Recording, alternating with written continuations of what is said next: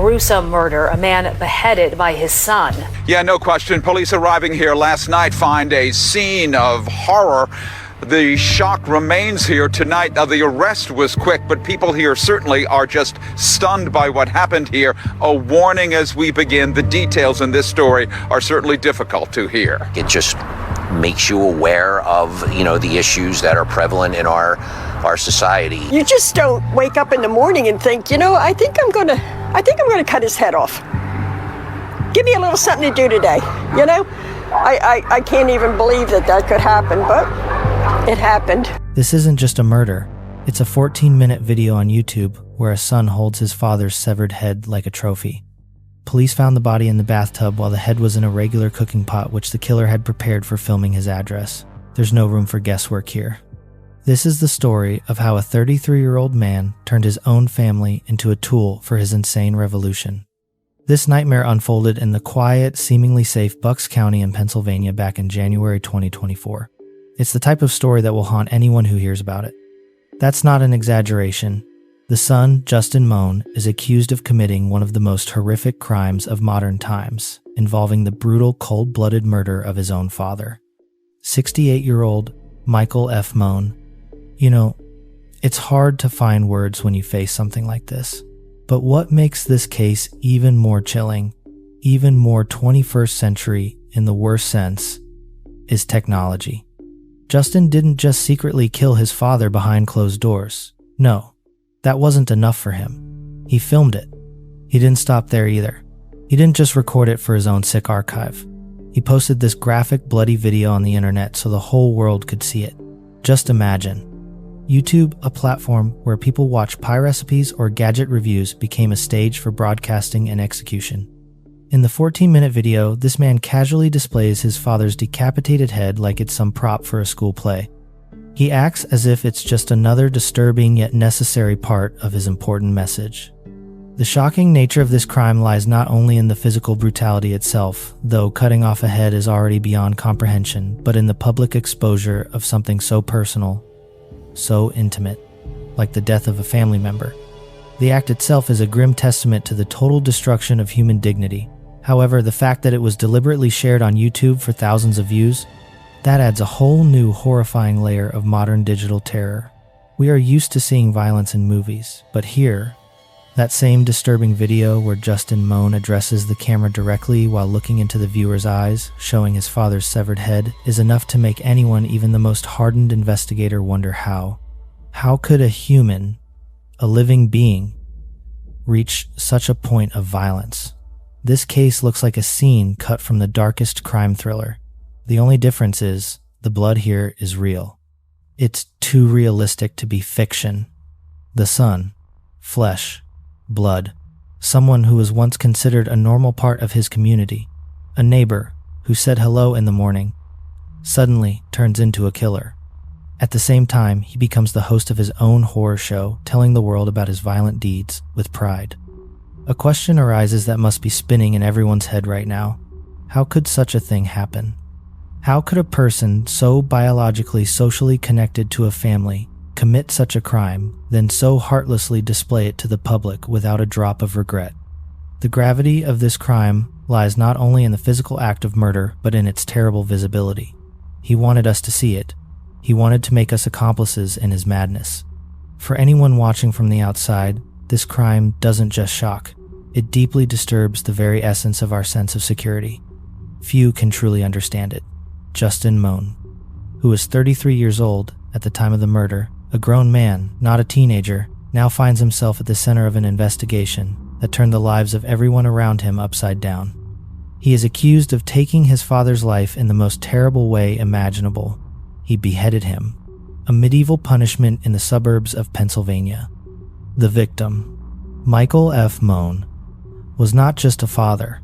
He was a 68-year-old retired federal employee, a man who likely dreamed of a quiet old age. He was found dead in his own home in Levittown on January 30th, 2024, the place where he should have felt safest. But what happened after death was not just murder. It was a deeply twisted, tragic, staged spectacle. In what many psychiatrists or criminologists would call an act of absolute delusional defiance, Justin filmed himself on video. In the frame, he holds his father's severed head, making statements that make your blood run cold. He calls his father a traitor. Why? Because he worked for the government. Then he claims his father is now in eternal hell. The most disturbing thing about this case, if one can even single out something most disturbing here, is not just the fact of this biblical murder. It's that Justin Mohn uploaded the video of this act to YouTube like some vlogger where a severed head is the main visual element. Clickbait in the scariest sense. The video was titled Mohn's Militia Call to Arms for American Patriots. That is, he presented it as a political act. He allegedly called for violence against federal employees using his father's head as an argument. In this video, Justin not only cold-bloodedly identified, then demonstrated his father's severed head, he also made quite specific, chilling threats to other officials. He listed names. He called for a militia uprising. This 14-minute recording wasn't just a confession of guilt. It was a manifesto. It was an invitation to violence sent into the digital ether, fully displayed for everyone on the internet to view. Before we dive into the details of the crime scene itself, I have to pause. It is important to note that what we are about to discuss causes deep concern even in experienced people. The details of this crime are explicit, disturbing, guaranteed to upset some viewers. If you are sensitive to disturbing content or have weak nerves, please take note. Viewers are strongly advised to be cautious since this story involves not only an incredibly brutal crime, but also the chilling consequences of a son's violent actions playing out in public. This isn't just a scary story. It is the anatomy of madness. The video footage posted online by Justin Mohn is something that cannot be easily erased from memory. For many who saw it, and the video stayed up on the site for several hours, it is an image that will never fade. It burns the retina. It is important to understand the level of moral depravity along with total desensitization that could drive someone to not just do this, but share something so grotesque. The violence, emotional trauma, the raw, uncovered nature of what happened can be extremely hard to process.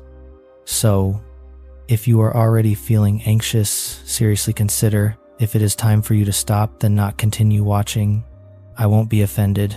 But if you stay, we are going to the end. Uncovering the case, we will explore not only the horrific physical details of what happened in that house, but the disturbing psychology behind it. We will try to understand something. How could a person end up in a psychological place so consumed by delusion, conspiracy, blind rage that they are capable of beheading their own father?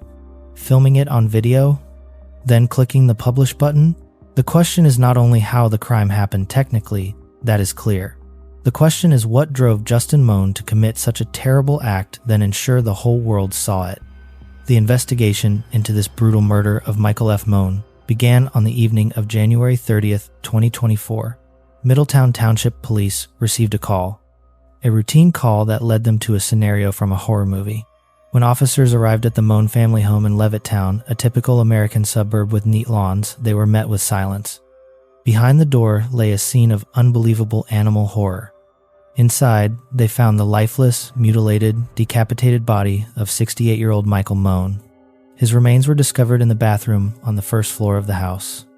In a place usually associated with cleanliness, everything was now soaked in blood. The contrast between domestic comfort, slaughtered reality, only heightened the shock along with the horror of the crime scene. But officers were shocked by more than just the body in the bathroom. The real blow waited for them further in. The gruesome discovery of Michael's head. Investigators found the severed head in a bedroom on the first floor. Here is a detail that makes you feel sick. It was tightly wrapped in plastic, then placed in a pot. A regular kitchen cooking pot. This household item used for such a nightmare further emphasizes the horribly calculated, almost ritualistic nature of the crime. This was not the chaos of a struggle. This was preparation. A machete, along with a large kitchen knife, were found in the bathtub nearby. These tools indicate that the murder was committed with extreme violent intent. Beheading with a machete requires strength, time. The cruelty of the scene showed that this was not just a sudden outburst of anger or a crime of passion. It was something much darker. These were cold, deliberate actions that left no room for compassion, doubt, or humanity. What the police discovered that night in the physical world was only the beginning. As they pieced together the horrific details, they soon discovered that the crime wasn't limited to the walls of the Levittown home. It was a crime meant to go global. It was the transformation of a gruesome act into a twisted public spectacle, as if the murder itself wasn't disturbing enough on its own. Here we return to the most chilling aspect of this case. The investigators' discovery of that very YouTube video, published not by some anonymous user, but by none other than Michael's own son, Justin Mohn. The video, 14 Minutes of Delusion. The title, Mohn's Militia Call to Arms for American Patriots. It was a grotesque, surreal display of violence alongside deep mental breakdown. In it, Justin holds his father's severed head, the same one police found in the cooking pot, still wrapped in plastic. He holds it, then addresses the camera with a disturbing, absolutely abnormal calmness. "This is the head of Mike Mohn," he says, in a casual tone. "A federal employee of over 20 years and my father. He is now in hell for eternity as a traitor to his country." Let that sink in. He condemned his father to hell for his job. The video quickly shifts from a display of evidence to a brutal political call to action.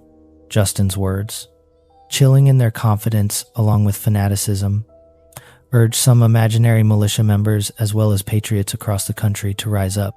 Against whom? Against the government. The federal government of America has declared war on America's citizens and the American states. America is rotting from the inside out as far-left, woke mobs rampage our once prosperous cities, turning them into lawless zones. And if the traitorous Biden regime is successful in sending America's military overseas to fight for Ukraine and die in a Russian winter, just like every other military who has ever fought Russia in the winter, then America will be less protected when the fifth column of illegal immigrants strikes Americans on our own soil. My name is Justin Mohn. Specifically against federal employees, just like his father was. In this disturbing turn of events, Justin started naming names. He identified individuals he considered guilty, including specific federal officials, along with a U.S. District Court judge. The video wasn't just an act of confessing to murder, it was his way of declaring himself a leader. It was a horrific manifesto. A declaration of war on the government where the death of his own father was used simply as a symbol, a prop to start a revolution. The audacity of Justin's actions in that moment was matched only by his absolute lack of remorse. Instead of hiding the body, washing away the blood, or fleeing, he turned his crime into a public statement. He demanded attention. He demanded that others follow his lead. The video stayed on the site for several hours before YouTube moderators removed it. Several hours. In our time, that is an eternity. By that point, it had already been viewed thousands of times. It spread through the internet like a virus, leaving people in a state of total shock along with confusion about what they had just seen. His channel, called Mohn's Militia, already had a few subscribers, although it was obvious that most people there were casual viewers. However, his twisted rhetoric unfortunately could find a disturbingly receptive audience among radicals. But do you know what the most terrifying element of this video was? Not the blood, not the display of the severed head, not even the violence, in his words. The scariest thing was the chilling conviction in Justin's behavior. His eyes, his belief in his own righteousness, his claims that he is the self-proclaimed leader of a militia movement. Then, as the cherry on top of this madness, his assertion that he is the acting president of the United States. All of this painted a picture of a man who didn't just commit a crime. It was a picture of a man who completely irrevocably detached from reality, then created his own bloody world where killing a father is not a sin but a heroic deed. The video portrays Justin Mohn not just as a killer, but as a dangerous individual completely consumed by the virus of conspiracy theories. It is a portrait of a person who will stop at nothing to spread his radical, toxic agenda, even if the price is the life of his own father, along with the public display of this horror to the whole world. The impact of this video cannot be overstated. It did something terrible. It turned an already horrific bloody crime into something even more sinister, a political gesture. What started as an investigation into a domestic murder instantly mutated into an act of domestic terrorism. Authorities were now forced to deal not only with the fact of physical brutality, but with the broader, unpredictable consequences of Justin's radicalized beliefs. Did he have followers? Was this a signal for other sleeper agents? The potential for further violence hung in the air like thick fog? This video became the ace up the sleeve for the investigation, the key evidence that led police straight to Justin Moan's door. But at the same time, it served as a chilling window into the depths of his troubled, shattered mind. A mind that had so deeply accepted violence alongside radical ideology as the new normal that it decided to publicly demonstrate the most personal, tragic act imaginable, the ritual murder of his father. Looking at this final fall, it is hard to believe that Justin Moan's early years followed an absolutely normal, even enviable trajectory. Justin was born on November 4th, 1991, in that same Levittown, Pennsylvania. He was a child predicted to have a brilliant future. You know the type? He was known for his charismatic, along with cheerful nature. In high school, he even earned the unofficial title of class clown, a title he wore with pride. He was the guy who made everyone laugh. The life of the party. He actively participated in extracurricular activities, chased the ball on the soccer field. He was the student many people around him genuinely wanted to spend time with. It seemed like a perfect start. He looked like someone you would remember fondly years later. Energetic, sociable, cheerful. His classmates, remembering those times, described him as a fun, approachable guy who was always at the center of a good time. Moreover, in high school, Justin had perfect attendance. This testified to his discipline, along with dedication to education, despite those minor quirks we often forgive in creative natures, but which later unfortunately defined his dark personality. He wasn't just a jester for public entertainment. He was academically focused. When he graduated from Neshaminy High School in 2010, it seemed there wasn't a single cloud on the horizon. There wasn't even a hint of the abyss of darkness that would later consume his mind.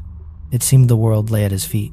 But as it often happens in stories that end in criminal chronicles, after graduation, Justin's path began to diverge from expectations and from reality. College brought new challenges. He entered the prestigious Pennsylvania State University, then graduated in 2014. His major? Agribusiness management, a fairly grounded, serious profession. But this is where his life took a sharp turn that none of his school friends could have predicted.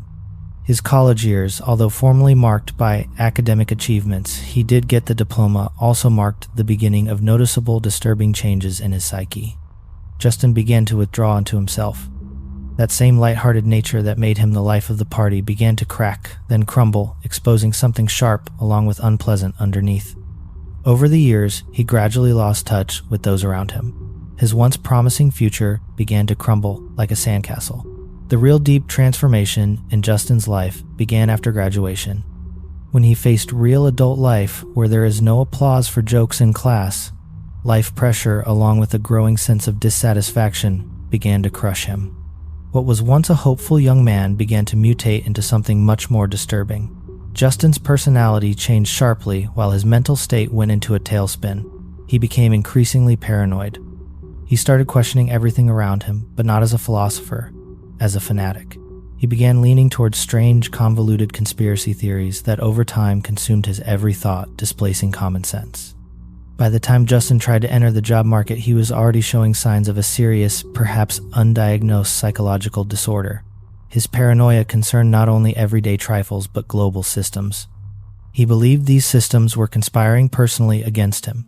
Justin began to view society, the government, anyone in power not as institutions but as his personal blood enemies. His disappointment, along with delusions, began to grow exponentially as he found the perfect scapegoat in the system.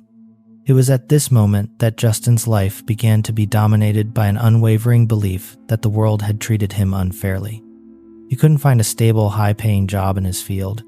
Instead of looking for reasons in the economy or his own skills, he, frustrated by student debt, increasingly saw himself as the victim of a grand conspiracy. His belief system radicalized. Then, he began to act. He filed numerous, often absurd lawsuits against the government, accusing the state of deception along with cruel treatment.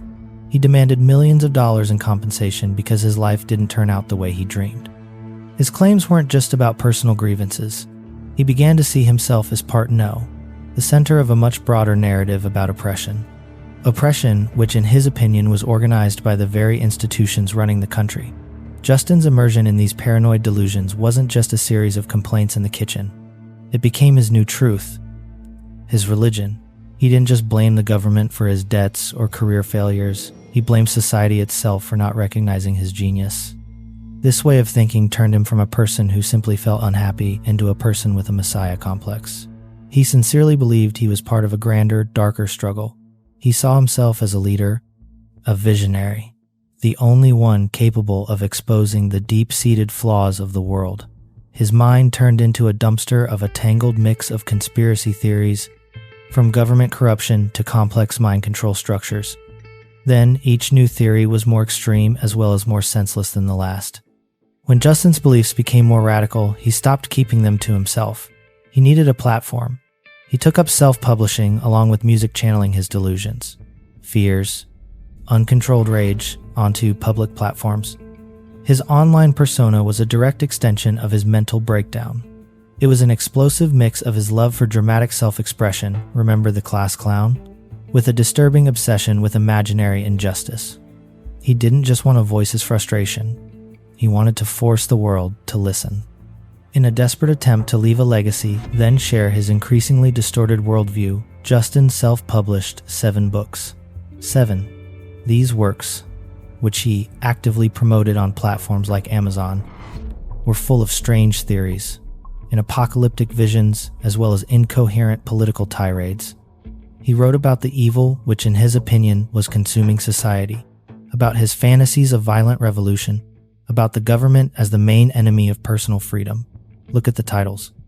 The Revolution Leader's Survival Guide, he naturally saw himself as the leader then, the King of Earth, the second Messiah. These weren't metaphors. These were titles reflecting his literal twisted perception of reality. He considered himself a king as well as a Messiah. But his delusions weren't limited to the printed word. Justin, considering himself a man of epochal scale, simultaneously an artist, philosopher, revolutionary, also turned to music. He released 4 albums on Spotify along with SoundCloud. Each track was soaked in heavy, politically colored themes. This wasn't music about love or parties. In his songs, he pondered total societal collapse, the absolute evil of government control along with the inevitable apocalypse. His music, although barely listened to by anyone except random passersby on the internet, was another outlet for his ego. One of his songs, with the telling title, Judge Kathy Toilet, contained explicitly misogynistic comments about women, another classic marker of radicalization. Another song was dedicated to mourning his student debt. Imagine the level of fixation, rapping about an education loan. These songs were a mirror of Justin's mindset, detached from reality, full of anger at a world that he believed had failed him by not giving him the throne he deserved. The lyrics were full of gloomy visions of the future, then, most frighteningly, direct, violent rhetoric. Justin's books, along with his music, were his way of screaming, "I am here, look at me," even if the world continued to ignore him. They were his way to legitimize his sick thoughts, to create a myth around himself that made him feel important. In his imagination, he was a visionary, a martyr in a holy war for freedom. Then he wasn't going to let society forget about it.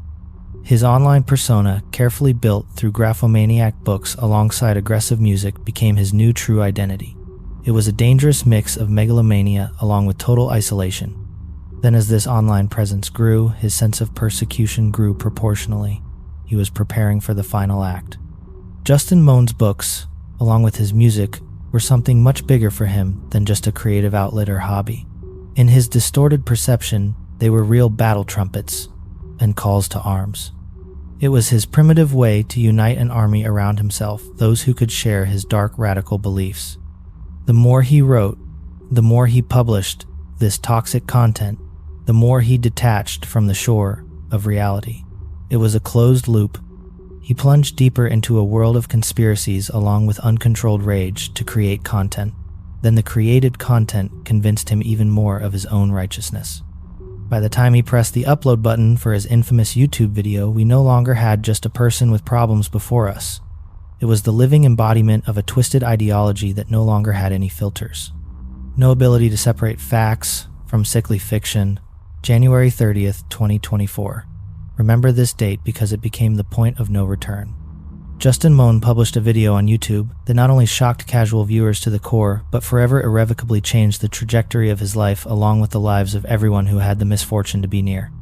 In this video titled Moan's Militia Call to Arms for American Patriots, Justin went all in. He presented himself no longer as a blogger, but as the leader of the nation, as the acting president of the United States. Let's clarify something. This wasn't a metaphor. This wasn't a self-proclaimed title for some abstract political discourse on the internet. No. This was a literal, ominous declaration of war. The chilling footage begins without prelude. Justin is in the frame holding his father Michael Mohn's severed head. He holds it as if it is some trophy, casually addressing the camera. His tone? Cold. Detached. Professional. He presents this horrific scene as if hosting a news broadcast, stating, "This is the head of Mike Mohn, a federal employee of over 20 years and my father." Pause. Let that sink in. Then he delivers the verdict.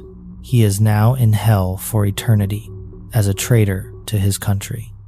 While he speaks these words, the camera deliberately focuses on the decapitated head. The horrific nature of this close-up is further amplified by Justin's same mundane, calm tone. The contrast between visual horror along with auditory calm creates an effect of total unreality regarding what is happening. Next sounds a disturbing call for unification. Justin, in his delusional broken consciousness, appears as commander-in-chief. He sees himself as the leader of a nationwide militia ordering patriots to rise up against the federal government. Then he doesn't just vaguely philosophize about freedom or ideals. No, he moves to specifics. He calls for direct, bloody action. His speech is a textbook on inciting violence. He calls on imaginary militia groups to take direct measures against living people, federal employees. He compiles hit lists listing targets for execution. This includes government officials, federal law enforcement agencies, judges. His demands are frightening in their scale. Kill all federal employees. Capture, torture. We must destroy the system from within, he says. The video transforms before our eyes into something more than just evidence of murder. It mutates into a political manifesto, into a brutal, radical recruitment tool, a call for other psychopaths to join his twisted cause. Justin makes it clearly understood. His father's death was only an overture, only the beginning. Holding the head of the man who gave him life raised him. He weaves his narrative into a dark, sticky web of conspiracy, paranoia, pure hatred. He calls on other sons as well as daughters to follow his example, then commit similar acts of violence against their loved ones if they work for the system. He names specific names. He chooses specific individuals, including a U.S. District Court judge, then effectively puts a bounty on their heads. His belief in a future revolution, in a mass violent uprising, is simultaneously grandiose in his eyes, yet terrible for any normal person. For Justin, this murder wasn't a crime, it was a symbol. It was the first shot in his self-proclaimed mission to save America. The video embodies the brutal culmination of years of his paranoia, along with isolation. He seemed to see himself as a holy martyr, sacrificing everything, even his soul. Even his father, to ignite the flame of a revolution, which fortunately existed only in his own hopelessly distorted mind. The immediate impact of this video was devastating. Despite the absolutely horrific, unacceptable content, the video remained accessible on YouTube for several hours. Algorithms along with moderators didn't work instantly. The platform eventually removed it in accordance with its strict policy against violent extremism, but it was already too late. By that time, the genie was out of the bottle. It had already spread far beyond the original channel. The chilling footage was copied, re-uploaded, then shared across the internet with the speed of a wildfire. Within hours, the video was viewed thousands of times. For many analysts, along with ordinary citizens, this video became a disturbing, loud reminder of the vulnerability of our digital space. About how easily the most radical, dangerous, extremist content can reach a global audience in a modern world where everything is connected. Although YouTube deleted the original, the damage was already done. Thousands of eyes had already seen it. Thousands of people saved copies on their hard drives. The reaction on the internet was immediate as well as turbulent.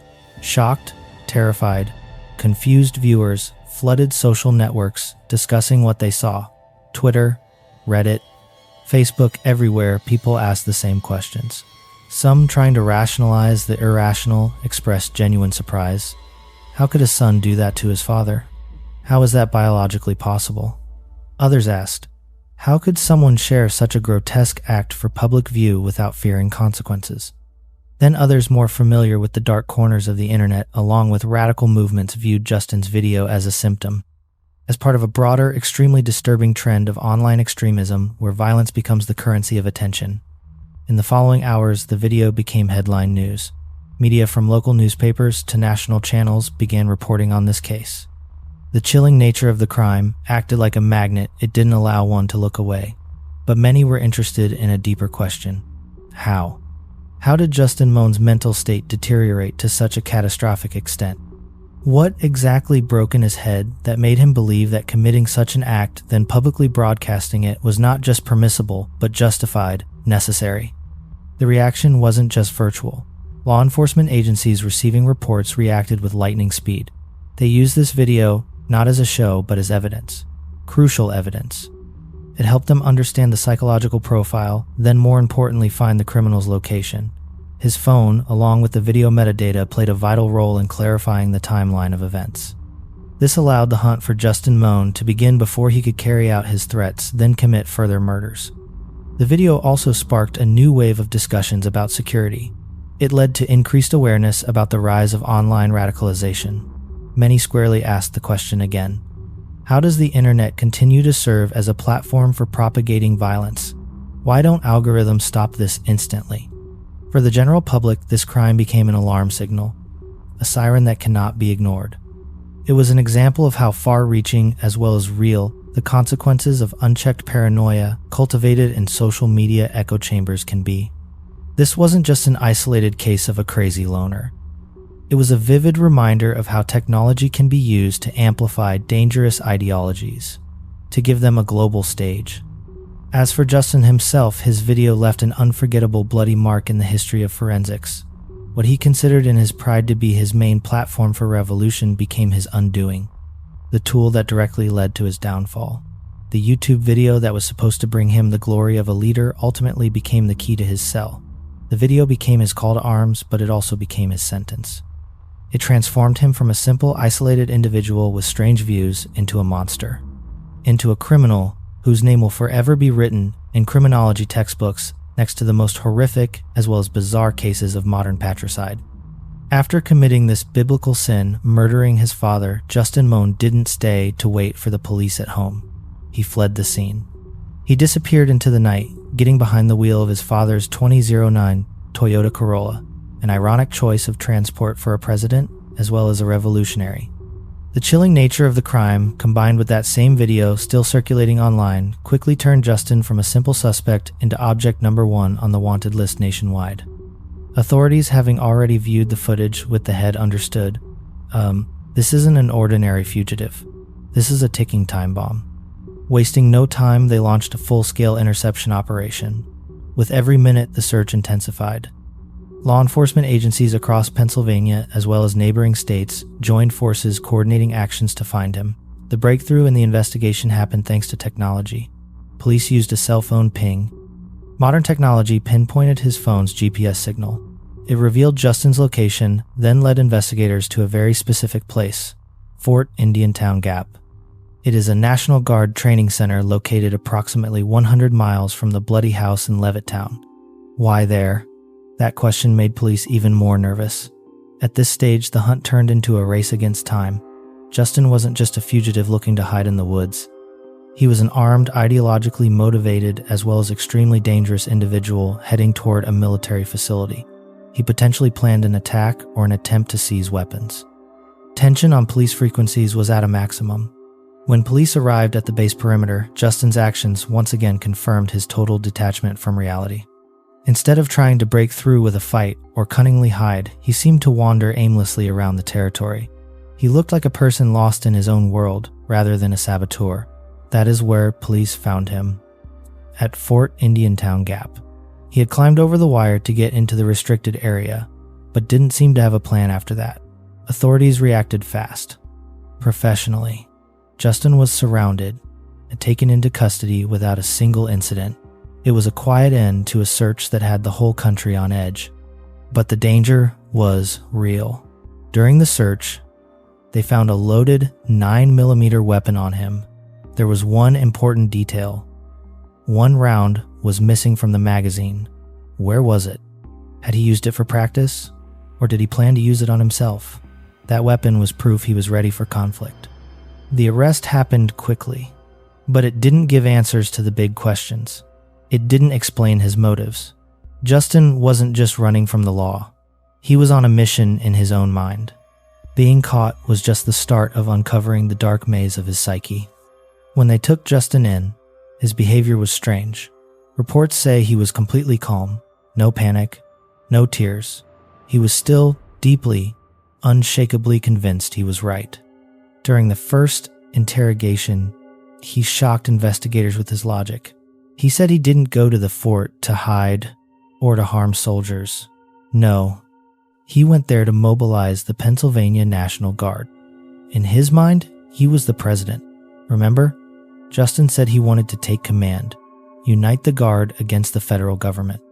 He truly believed the soldiers would listen to him, follow him into a righteous war. His words showed he was acting solely in the context of his fictional world, a world where the government was the enemy, a villain that had to be destroyed. To him, everything that happened, the tragedy with his father, uploading the video, the trip to the base, they were all connected. Steps in a grand operation.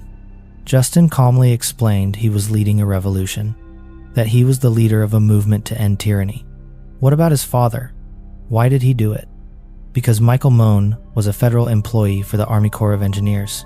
In Justin's twisted logic, that meant his father had betrayed him, of the country, by working for the enemy. To the son, the fatal act wasn't just a crime against a loved one. It was a symbol, a necessary sacrifice, an act of cleansing in a great ideological war. His belief that he was justified was absolute. Throughout the questioning, there was no doubt. Justin had successfully fooled himself. It was a dangerous mix of narcissism, paranoia, delusions of grandeur. He rationalized the horror. In his view, he was saving the country. Mr. Moan, based on his beliefs, is making a call to arms to achieve the aims he believes in. He did that through violence. The violence was the murder of his father, who, that's obviously not a coincidence, was a federal employee, and he essentially needed that murder to get his message across. Among the slew of charges against Moan, first-degree murder, abuse of a corpse, possession of an instrument of crime, and terrorism, all bound over to trial except one of 3 terrorism charges. Moan's attorney calling the case tragic on every level. I don't think there's any winners here, but that charge being dismissed, I think, is the right call. The prosecution says Moan carefully calculated every detail of the murder, even had a to-do list. He talked about giving up his medical marijuana card in order to get the firearm. The defendant appearing to be smiling in the courtroom as he watched the horrific video being played. That's a little disturbing as well, but I'll let that speak for itself. Moan's attorney asked if he learned anything about his client since his arrest. You've seen the video, you saw it was played here in court here today. I think it tells a pretty compelling story as to who he is. To investigators, he seemed strangely detached from the reality of the crime. He focused more on political explanations, on sharing his agenda, than on realizing he had just ended his own father's life. His comments showed the abyss his mind had fallen into. The delusions were so deep, there was no coming back. In his shattered world, he was someone else entirely. Not an unemployed 33-year-old living with his parents. No, he saw himself as the leader of a new militia. Even more, he was the self-proclaimed president of the United States. In that alternate reality, aggression wasn't a crime. In his warped mind, it was righteous. It was a holy war. Justin's words, both in the video, then during interviews, revealed something scarier than the act itself. He felt almost no guilt, if he was capable of that feeling at all. To us, it's barbaric. But he saw his father's death only as a necessary sacrifice, a tactical move, a stepping stone in a revolution he was destined to start. Remember what he told police. In his mind, the crime, the YouTube video, the trip to the military base were all part of a biblical mission. Justin seriously told investigators he was leading a movement to overthrow the federal government, and his father, the fact that Michael was a federal employee, became a verdict. In his eyes, his father betrayed him by working for the system Justin hated so much. There's a terrifying twist of logic here. For Justin, the attack on his father wasn't a horrific crime against a relative. It was symbolic.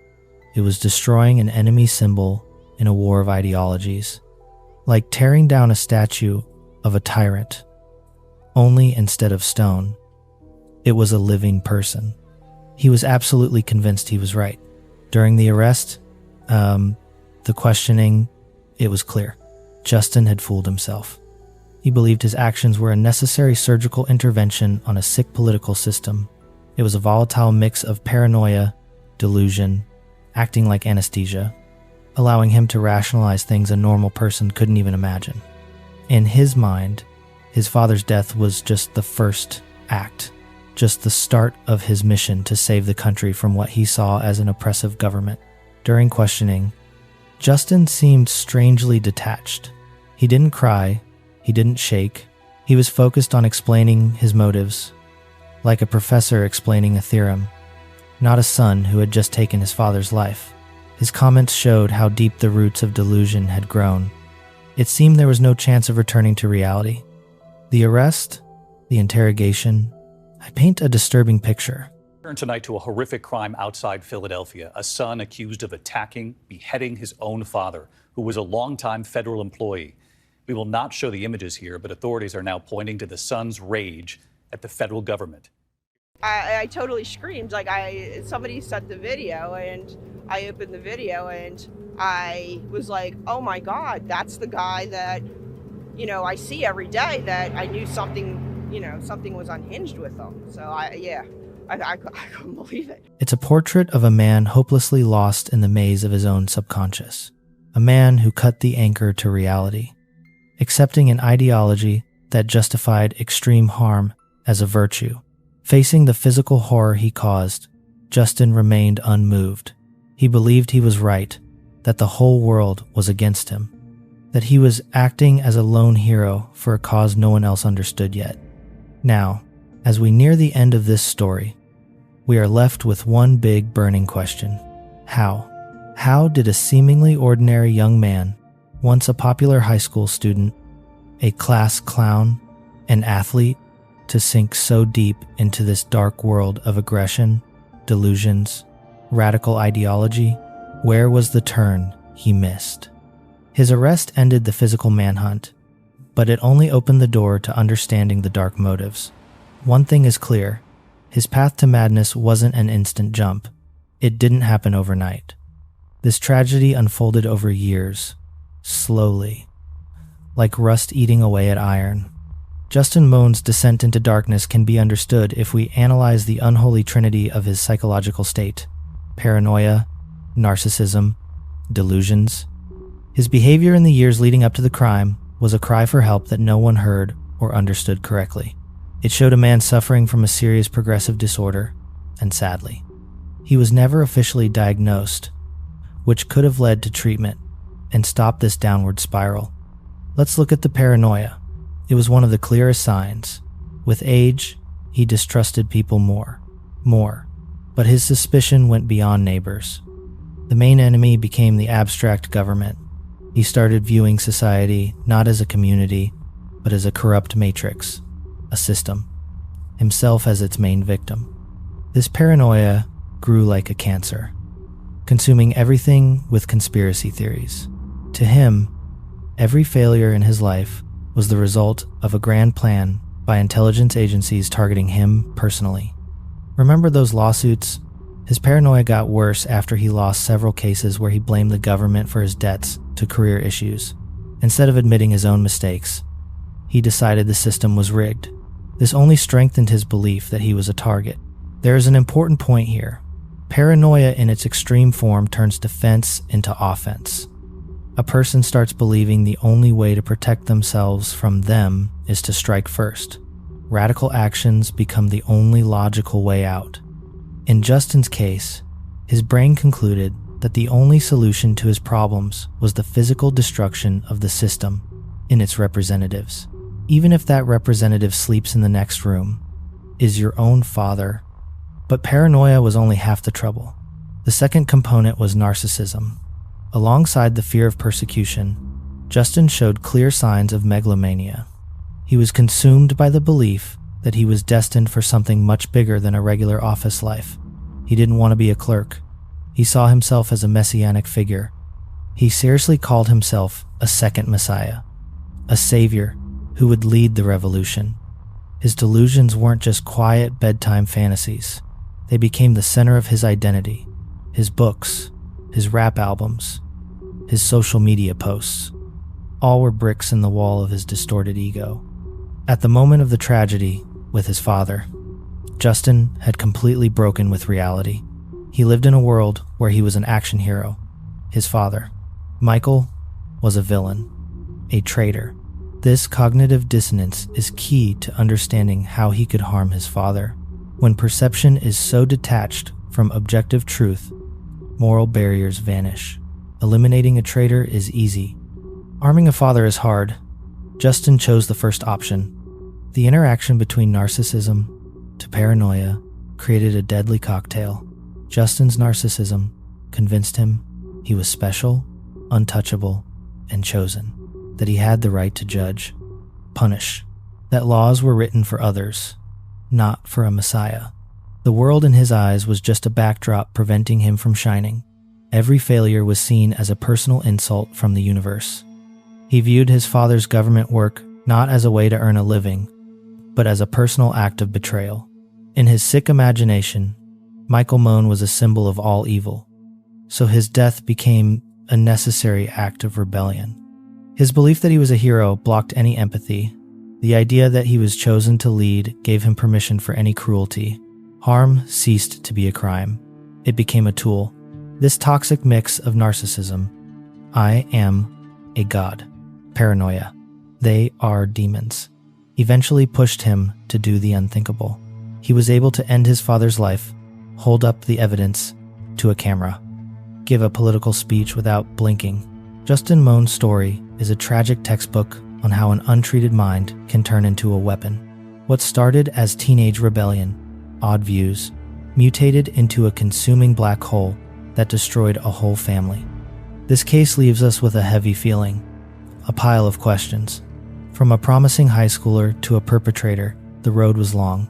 There were red flags at every stage. His inability, the inability of those around him to confront mental health issues, his dive into internet echo chambers where radical ideas fueled his madness, all led to the fatal finale. Now, Justin Moan is charged with first-degree crimes, disturbing a body. He will face court, but the verdict won't answer the main question. How many more Justins are sitting in their rooms right now, writing manifestos, sharpening tools, while society ignores their oddities? This story shows us that the scariest things aren't monsters from horror movies. It's how family blood can turn into poison when crazy ideas push out humanity. The moment a son raises a hand against a father for likes, imaginary power, the world loses its last bit of sanity. Now, write to us honestly. What outraged you more? The brutal crime against his father, the cynicism of turning it into a show for YouTube? Can we consider this just an illness? Is it a conscious choice of evil born from a total lack of conscience? If you notice such changes in a relative, would you force them to see a doctor? And you believe they were just harmless quirks until the end? Who bears more responsibility? The internet that pumped him with hate, or he himself for letting it happen? Have you had similar stories? Share them in the comments. Let's talk about this. And if this story touched you, subscribe so you don't miss the next case, which will shock you even more. May Michael Moan rest in peace. The book of Proverbs says, "Whoever pays back evil for good, evil will never leave their house." And it is true. Take this story as a harsh reminder. Never ignore red flags in the behavior of loved ones. Indifference today can cost a life tomorrow. Now look at the screen. You see the next videos we prepared for you. Believe me, we worked just as hard on those. If this case shocked you, the next one will go beyond anything you've seen. So we are not saying goodbye. May the Almighty bless your every step. See you there.